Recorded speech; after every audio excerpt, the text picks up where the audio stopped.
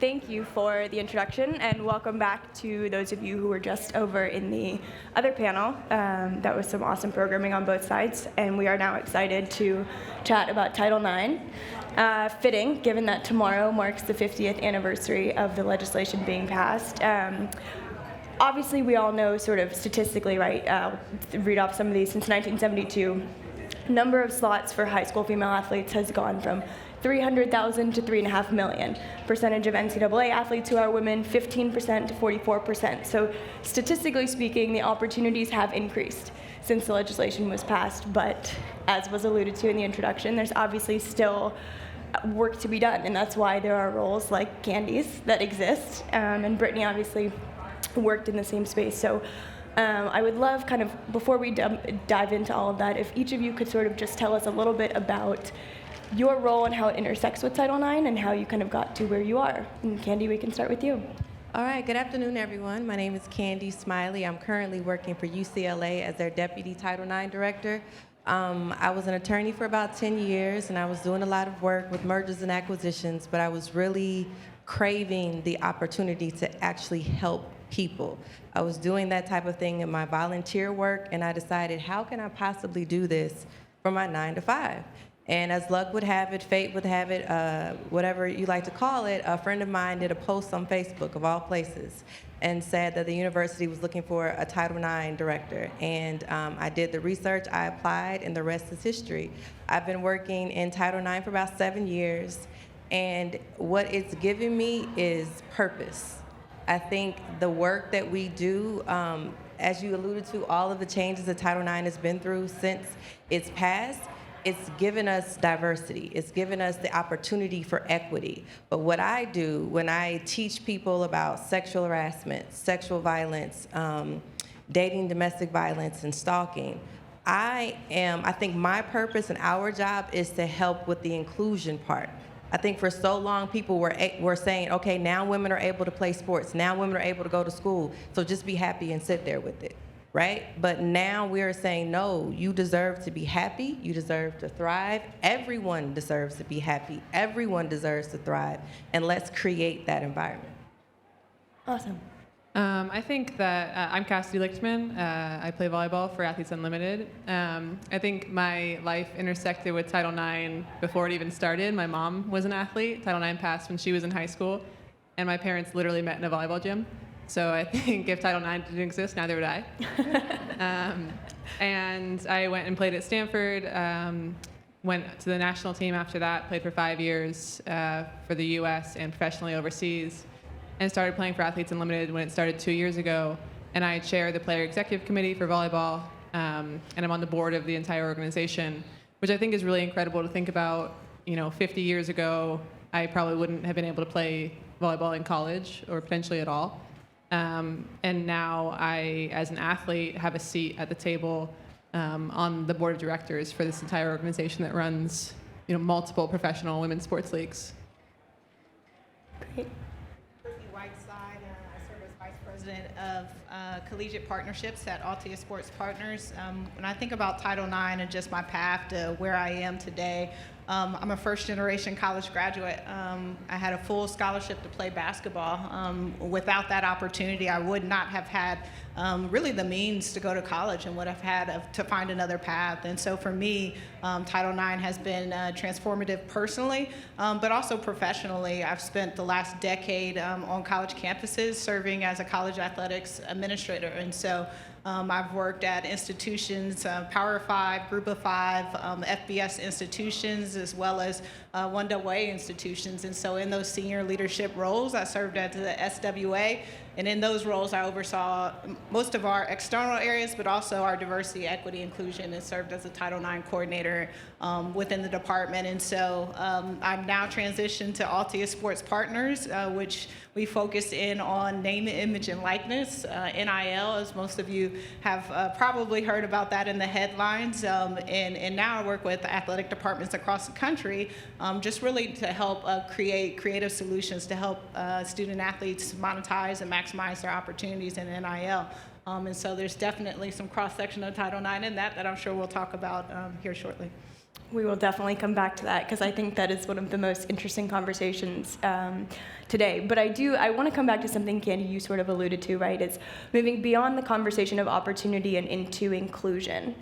And Cassidy, you had said when we were chatting last week, that Title IX is an extremely low bar, right? When you look at what it actually requires. So I'm curious, from each of your perspectives, how do we raise that bar? What is sort of the next step, and what are the challenges in doing that? Okay, I think for me in my position and what we do, it's about being proactive. When all of these changes started to happen, especially back in 2010, 2011, everyone was scrambling. It's like, oh shoot, we don't have a Title IX director. We don't have a Title IX coordinator. We don't have anyone who's training. And that was acceptable back then. Now we can't afford to be reactive. We need to be actually proactively seeking ways to help. One of those things I think is actually education. Right? We do have trainings, and a lot of people just are, checking the box. We have these online training modules, but you look at them and they are built for everyone, not your specific culture, not your specific university, not your specific mission, right? My first university was Howard University in Washington, D.C., and now I'm working for UCLA. There are distinct differences between these two campuses. The scenarios I use for Howard University are not the scenarios that I use for UCLA when I'm training.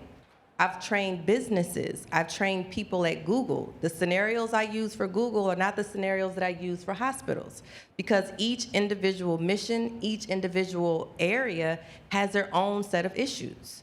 Right? And so I think we need to be more proactive about, instead of just checking the box, looking for ways to actually educate people so that they know what they're dealing with, right? Because I literally have people walk into my office because they've had an issue about, harassment. They say that maybe there's some sexual harassment going on. Every time I have a meeting with someone, I give them the policy. As they're reading through the policy and we're getting started, they were like, oh, well, maybe I should be here for stalking too, or maybe I should be here for this particular issue too. Because even though we have the training, even though they're taking it every year for an hour, they're not paying attention to it. It doesn't really hit home for them. And so they literally don't know they have this protection. So I think we really need to be proactive about education. And then lastly, follow through. It is really easy to say, it's harder to do, right? If you actually hold people accountable and not give people excuses, right? And then Title IX is administrative, so we can't put you in jail. Right? We can tell you that you need to be suspended for a moment, you need to take some time away, or maybe be terminated, but we're not putting you in jail, so that's giving you another opportunity. So take the time, actually discipline people, actually follow through, and then others around will have confidence in the process and know that there's someone there to support them. Yeah, I think it's super important to look at what Title IX is and what it isn't, right? It's an incredible piece of legislation. Like I said, fundamental to so many of us in our lives, especially as athletes. But when you actually think about it, like giving equal opportunities, if you're a federally funded institution, because you're legally mandated to, like you said, like not a super high bar. And we're not even meeting that, right? Like there are still plenty of universities that aren't in compliance, and it goes beyond just the number of bodies that are on campus, female and male. There are inequities that still exist between budgets across sports. USA Today just came out with a study that said, I think the schools tend to spend about 71 cents on the dollar for women's sports budgets in terms of travel and equipment and recruiting, as opposed to men. Like, we're still not there. And then we look at media, the national championships, all of the other kind of inequities that exist, inequities in health research. Like, all of these things affect the day-to-day lives of female athletes, and that we're not even talking about those yet, because some schools can't even get to the point where they're actually just offering scholarships equally, because we can't put them in jail.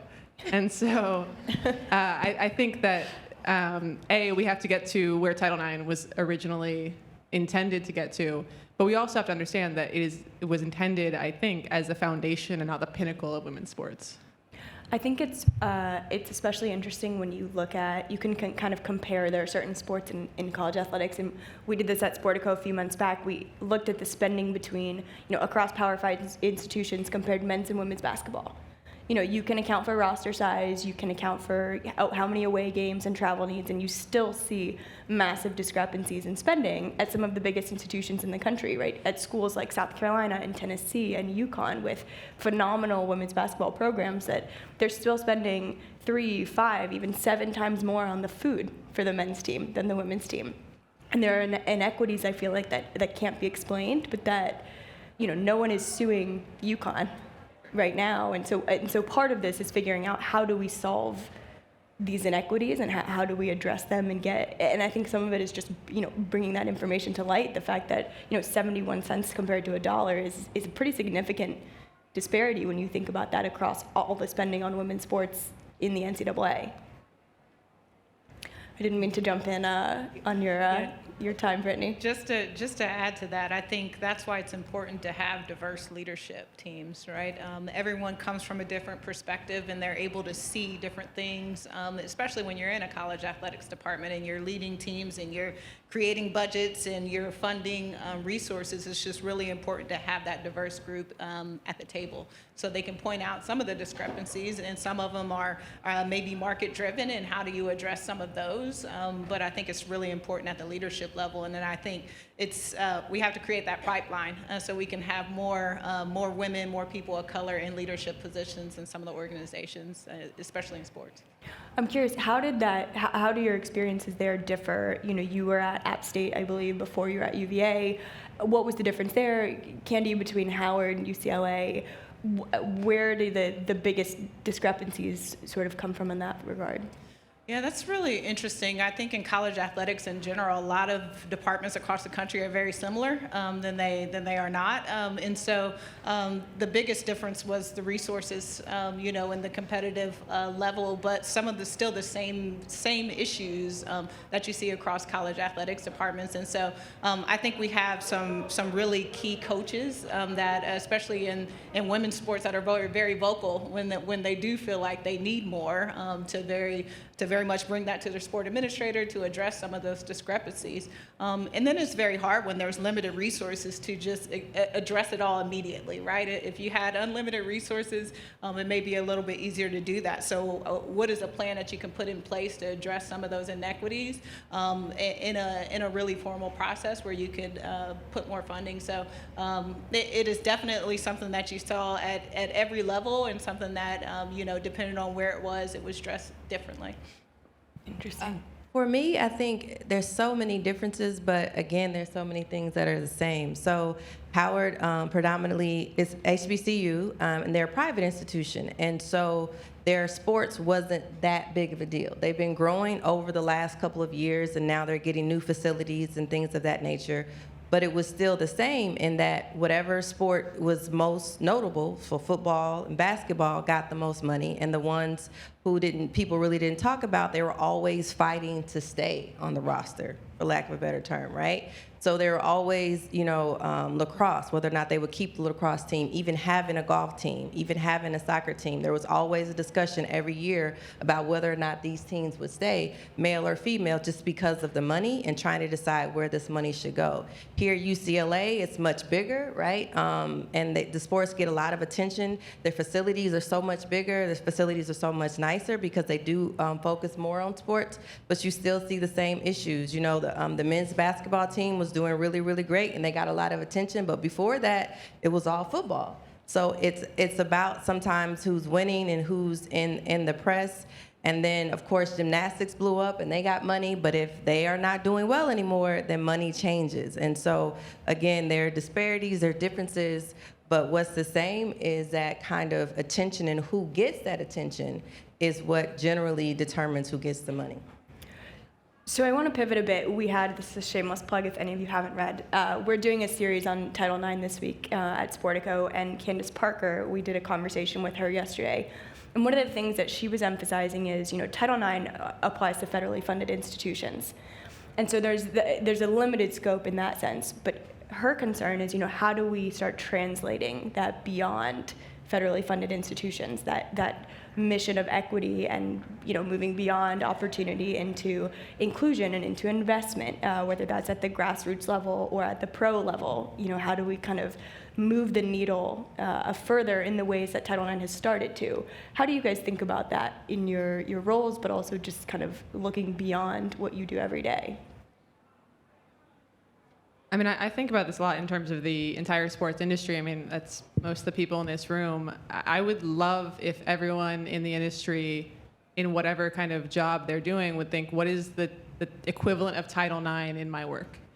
Because here's what's going to happen tomorrow is we're going to see articles come out and we're going to see TV specials come out from media companies that still give us 5% or less of the coverage. And we're going to see, celebratory Instagram posts from brands who are still giving 50 times as many sponsorship dollars to men's sports as they are to women's sports. So I don't want your tweets, right? I want you to invest in us. And there are so many ways to do it now. I mean, Just Women's Sports just announced a great investment round. There's expansion teams. Athletes Unlimited has a forward action network they developed for brands that really want to invest in women's sports and make an impact. We're here. We've had 50 years now to play and we're really good at it. And now we just need the investment and the opportunity for everybody to see us. And so I think that's especially in kind of the sponsorship, agency, and media space. We just need the investment to get to kind of where the men have gotten to over the last 100 or so years. Just to add to that, I think even at the college athletics space, with name, image, and the likeness, young women will have an opportunity earlier to really earn income off their name, image, and likeness and build those brands and really leverage the opportunity that they have when they have fans following them. And so I think that that's also going to be pivotal for young women and for women's sports. For me, I think it's a change in mindset. I know that when I came into Title IX and I was doing these trainings and teaching people about serious topics like sexual assault and sexual harassment, I was appealing to this moralness, right? You do the right thing. And I realized some people don't care about doing the right thing. They just don't. It's very disturbing at some points, but they don't. And so I realized I had to come up with another strategy. And so the other way is just the business side, right? Making money or keeping yourself out of jail or keeping, your job. And so those are motivations that we can use in other areas, right? Women's sports, we can produce a lot of money. We can produce a lot of engagement. We do a lot.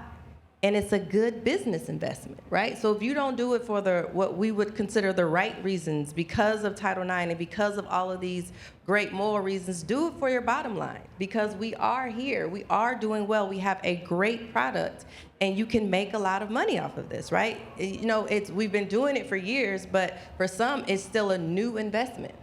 But get in at the bottom floor almost, right? And do the work because you can make a lot of money. And I think that's a motivation for some.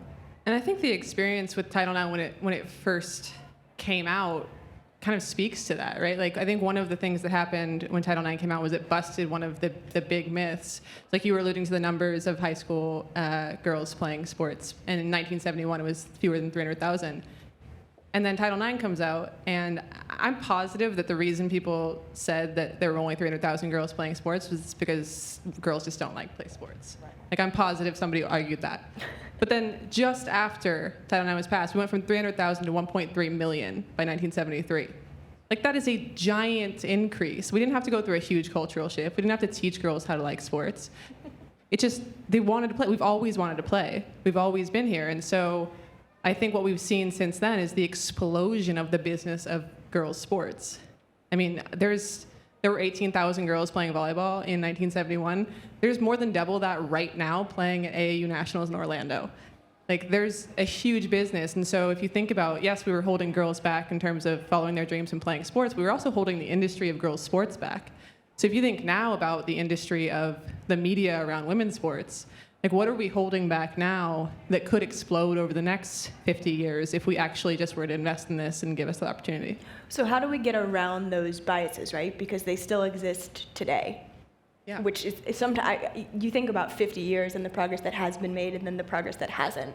So how do we move that needle and actually get there, right? And you heard Haley Rose and anyone who was over there talking about, the small percentage of media coverage that women's sports get, and we're talking about the inequities in the spending at the college level. How do we actually move past those biases, 50 years out, and over the next 50 years make a more tangible difference? I mean, I think you can speak to it a little bit on the NIL level, which is going to bust some of those myths too. But we're seeing it. We, like Candi said, we have to make the business case, and we're seeing it in increments. But we have to get the kind of whole media landscape and sports landscape to realize it. And so I think for us, people like our founders, John Patrikoff is sitting right here. He's one of our founders of Athletes Unlimited. He and his co-founder Jonathan Soros saw this opportunity to invest in women's sports and create professional leagues as an opportunity for impact, but also just business. And so I think we need more people like that who are seeing it. But I think NIL is going to give us a look. Yeah, just to add to that, I think NIL, and then also what you're seeing now in college athletics, you're seeing more young women really be vocal about some of the discrepancies. Even last year with the NCAA tournament, and I'm sure you all saw the weight room and the discrepancies there. And so I do think we're at a time period where we're really realizing some of those inequities. We're realizing the value in women's sports, and we're having valuations done on properties that are proving that there is value. And it really gives us an opportunity to leverage that when speaking to brands. And I think, NIL is going to be a very, very big part of that with young female athletes that are going to be able to work directly with brands that align with their values, and it'll help monetize and help really show the value in women's sports. I think what was the most surprising and unsurprising thing about that video going viral of the weight room during, I guess that was 2 NCAA tournaments ago, was how surprised so many people were. But anyone who works in especially college athletics and has seen sort of the discrepancies firsthand on the women's side was not shocked at all by the way that was presented. But there were so many other people in the outside world who were outraged all of a sudden as if this was something new. And I think that more moments like those hopefully will help kind of shed light on the things that women who have played college athletics or been around it have seen for a number of years. But go ahead. I was just going to say, and I think we should, kind of take as much from that as possible and push it forward. Because I think at some point we all just kind of said, well, this is the way it is. I played basketball in high school, and we had to move out of the gym because the boys got it at a certain time, and we had to go to the hotter gym with no fan, no air, because the boys had it at a certain time. We had to go to the weight room for a short amount of time because the boys' teams had to come in. And we just got to the point where we were like, well, I guess that's how it is. But because of social media, people are starting to say, no, this isn't how it is. This isn't how it has to be, and keep pushing forward. So I don't want anyone to get comfortable with it and just see it as one more thing that's happened. We need to continue to push. We see an inequity, see what we can do to change it, and just don't let it die. So I want to come back to NIL. Because I think before the NCAA sort of threw its hands up on NIL last summer and kind of, just open the floodgates, if you will, we saw a number of, whether it was, prominent football coaches and prominent basketball coaches, bringing in brand builders and social media teams to teach their athletes and prepare their teams for what they were expecting to come with NIL. And people back then, some folks in the Title IX space started kind of raising the red flag of being like, hey, we need to start thinking about this through a Title IX lens. And we haven't seen lawsuits start to come on that front today, but there is this feeling that, NIL could be sort of the next Title IX frontier, and I'd love to get each of your thoughts on that. I can start. I think that the market is still very much shaping itself when it comes to NIL. I'm sure everyone has seen headlines. Part of it probably isn't even true, and so it's really going to take some time for the market to bear itself when it comes to NIL and what those opportunities actually look like.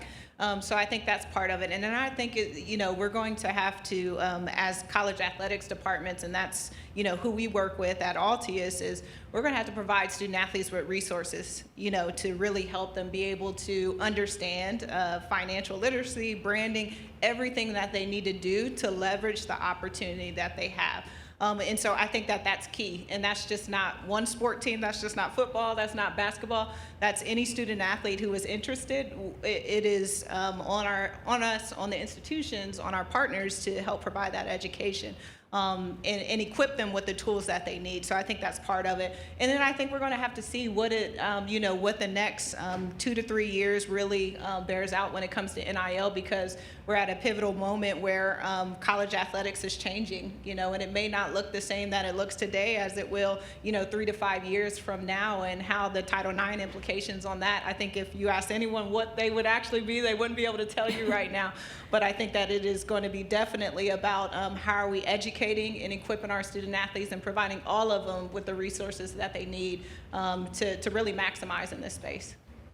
Are you finding I know you're newer to this role with Altius, but do you find that the institutions are looking at this from an equity perspective and wanting to empower all of their programs, or is there a focus on one or two specific groups?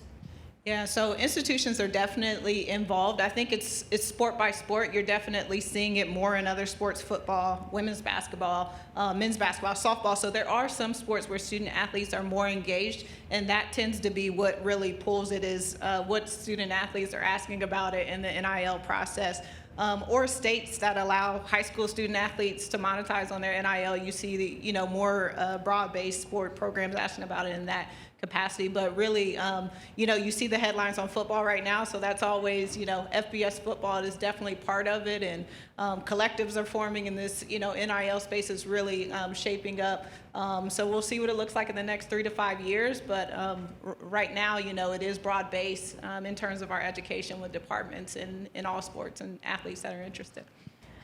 And for me, I think it'll be about equal opportunity in education. If you're going to have a consultant come in for the football team to teach them about NIL and how they can have the rights, have it for the entire athletic department, for all teams.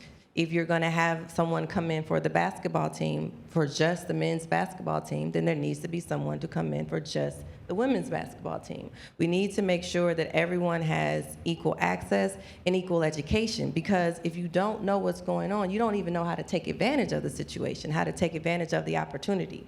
And we really need that information. And too often, it's left to a particular coach or a particular administrator who really cares about a certain group of people to go in and go the extra mile. But we don't. That's a great thing, and we always want people to go the extra mile, but we need it to be that everyone has the information, and then that person who's willing to go the extra mile is just there as a bonus, not your only source of information.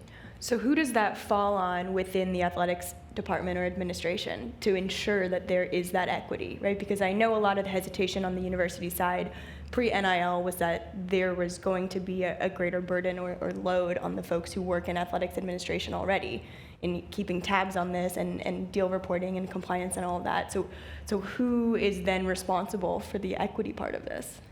Again, it's all rolling out, so I don't think they've actually kind of solidified that yet. I would assume the athletic director would have to have some say in it. I mean, they have say in all of the other big decisions, so that should definitely be on their plate as well. But then just the compliance officer, right? You're responsible for making sure that your students have the Title IX training, so to me, it's not that big of a jump to make sure that they have this type of education as well. But as you said, we're just starting, so many of the universities haven't decided who actually gets this responsibility, but it'll be interesting. I'm hoping, again, that people will be more proactive instead of reactive. I don't want people to have to wait until they're sued to say, oh, well, now let's go ahead and put these things in place. Unfortunately, I feel like it still happens that way all too often in college athletics. Collectives. Cassidy, you had actually a very interesting question about this earlier. When the collectives come in and they're not technically part of an athletic department, but they are now funneling significant amounts of money in many cases, to student athletes. How do you guys think about that in the work that you do, or even, as someone who was a former college athlete? I mean, I'm going to let you guys answer the question as experts, but yeah, I mean, that's I think the biggest Title IX concern kind of going in right now is Title IX only applies to that federal funding, so if money's coming in from an entirely independent source, Title IX doesn't apply. And what does that look like if they're raising millions of dollars for the football program, but not for the softball and the volleyball program? Obviously, individual female athletes have an opportunity under NIL, but there's also, a lurking danger out there that all of a sudden we're just funding all of these programs and these athletes, particularly the male ones, out of independent money.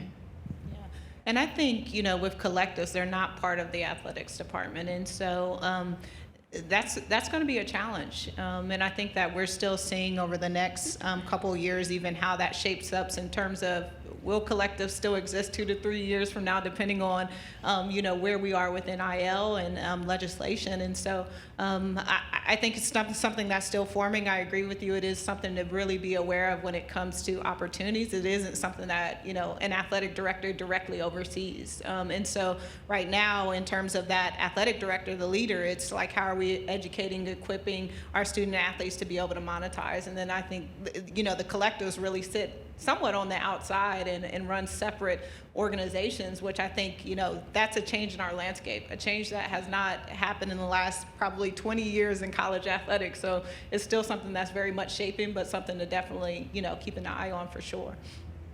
And for me, I guess I'll say I'm a New York barred attorney, but I don't work as an attorney for UCLA, so I like to say I was a lawyer in my former life. But what I will say is that what lawyers are really good at doing is using nuances of words to try to gain protection in certain ways. So I think it may take a while, but it says education program or activity. So I see us figuring out a way to monetize that money as well, or at least put limits on that money to ensure equal access. But it just may take a while, and I think, again, this is the time to push for it and to say, okay, don't wait 5 or 10 years and let so much inequality build up. Okay, we know this is a problem now. Lawyers, get to work. College legal programs, businesses outside of the college, all of these legal offices, get to work, look at the language, and how can we bring this in so that they are, until they're ready to do the right thing, forced to do the right thing for business purposes. So if anyone has questions, feel free to go ahead and submit those in the app, and we will also open it up here in a few minutes. But I have one last question for you all before we do open it up. When you look at NIL so far, right, if you look at, say, the top 1,000, top 100 earning NIL athletes, it's predominantly male. But then you kind of start to narrow that down and you get to the top 50, and you see more women. In the top 10 in particular, in the top 2 and 3 often are all women. What does that tell you? And Cassie, this kind of goes back to your point about when given the opportunity, women are proving that there is a market and an interest.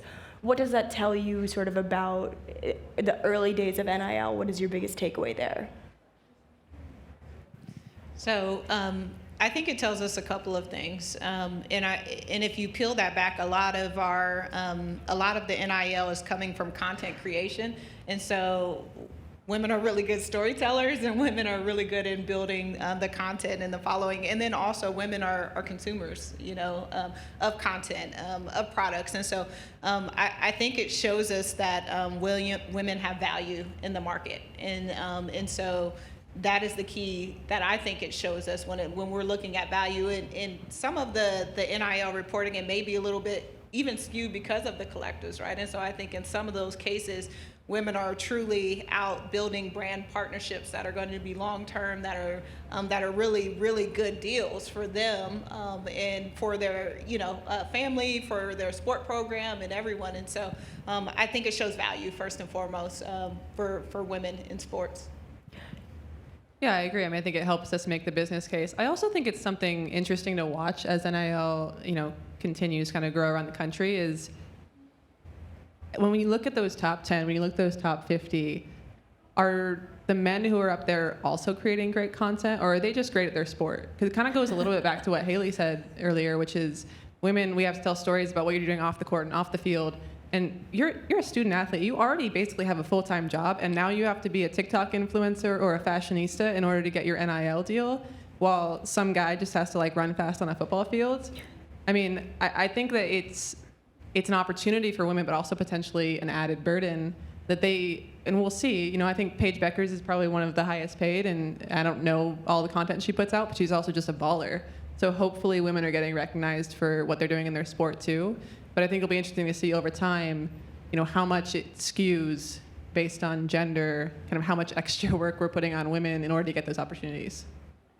Yeah, and I think it'll be, over time, we'll see what the actual deals are and what the good deals are to find out whether or not you have to be a content creator just to get the money on the women's side. And if that's an issue that you see early on, address it and don't let it go 5 to 10 years, right? So again, if this is about sports, you should be able to play your sport, do well, and that's it. Now if you can go on social media and add to that, that's great, but it shouldn't be that you are forced to do so many other things. But I think time will tell. I don't think anybody really knows what a great deal is now because it's just started. But after a couple of years, you'll be able to see some patterns and you'll get a little bit more information, and then we'll be able to start the fund.